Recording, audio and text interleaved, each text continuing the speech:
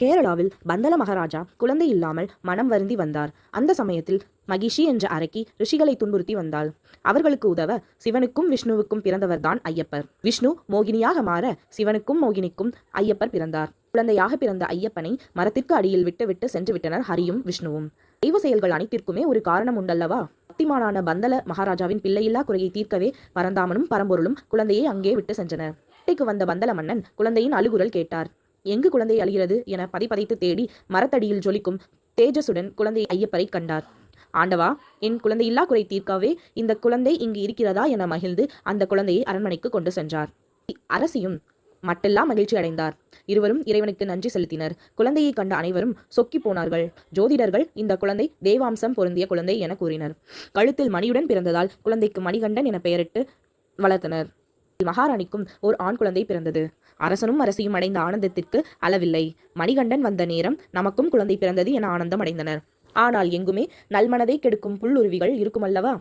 ஐயப்பர் உங்களுக்கு பிறந்த மகன் அல்ல, ஆனால் அவனையே தலைப்பிள்ளை போல் சீராட்டி வளர்க்கிறீர்கள். அதனால் அடுத்த மன்னனாக அவன் வரவே வாய்ப்பிருக்கிறது.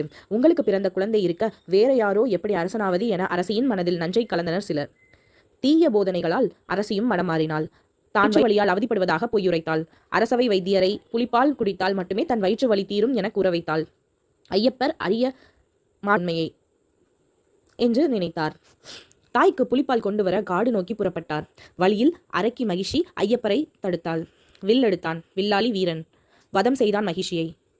அவன் அவதார மகிமை பூர்த்தி பெற்றது. தேவர்கள் பூமாறி பொழிந்தனர். இந்திரனே புலியாக மாற மற்ற தேவர்கள் புலியாக புடைசூழ புலிமேல் ஏறி நாடு சென்றார் ஐயப்பர். புலிமேல் வந்த மணிகண்டனை கண்டு பதறிப்போனாள் அரசி. தான் செய்த தவறுக்கு மன்னிப்பு கேட்டு புலிகளை திருப்பி அனுப்புமாறு வேண்டினாள். ஐயப்பரும் அவ்வாறே செய்து அருளினார். மேலும் தன் அவதார காரணம் பூர்த்தி பெற்றதால் தான் சபரிமலையில் தவமிருக்கப் போவதாகவும் தன்னை தரிசிக்க வேண்டுமானால் அங்கு வருமாறும் கூறி சபரிமலைக்கு 18 படிகளுக்கு மேல் தவக்கோலத்தில் அமர்ந்திருந்தார் ஐயப்பர். அங்கு அந்த தவக்கோலத்தில் காணலாம். ஐயப்பரின் இரு கால்களில் துண்டு கட்டியிருப்பதை காணலாம். அதற்கும் ஒரு காரணம் கூறப்படுகிறது. ஐயப்பனை காண பந்தல மகாராஜா ஒரு முறை வந்தபோது ஐயப்ப தன் தந்தை என்ற காரணத்தால் எழ முயன்றபோது இறைவன் தனக்கு மரியாதை செய்ய எழுந்திருக்க கூடாது என்பதற்காக தன் தோளில் போட்டிருந்த பட்டு அங்க வஸ்திரத்தை ஐயப்பனை நோக்கி அவர் தூக்கி போட்ட போது அந்த அங்க வஸ்திரம் ஐயப்பன் காலை சுற்றி கொண்டதாகவும் கூறப்படுகிறது. உற்று நோக்கினால் ஐயப்பன் அமர்ந்த கோலத்திலிருந்து சற்றே எழுந்திருப்பது போல் தோன்றும் என கூறுகிறார்கள். இனி கோவில் செல்லும் முறை பற்றியும் சன்னிதானம் திறந்திருக்கும் காலம் பற்றியும் அறிவோம்.